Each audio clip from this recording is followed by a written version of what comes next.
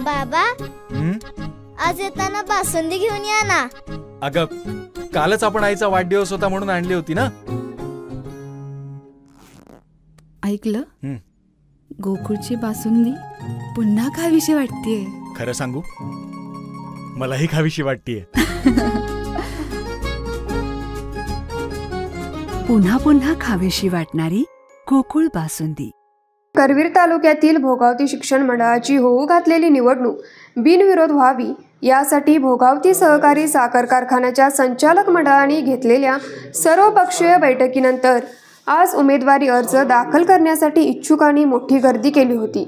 इच्छुकांच्या संख्येवरून या निवडणुकीच्या बिनविरोधाच्या अडचणी वाढल्या आहेत. भोगावती शिक्षण प्रसारक मंडळाच्या नवीन कार्यकारिणीसाठी येत्या 2 तारखेला मतदान होणार आहे.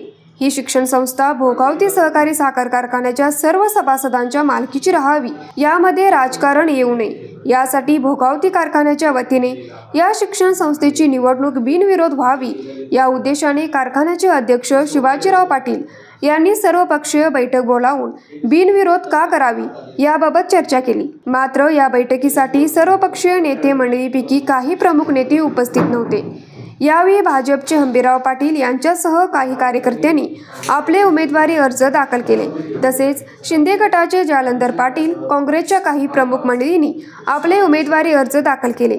इच्छुक उमेदवारांची संख्या वाढण्याची चिन्हे आहेत. न्यूज मराठी 24 साठी निरंजन पाटील, कौलव.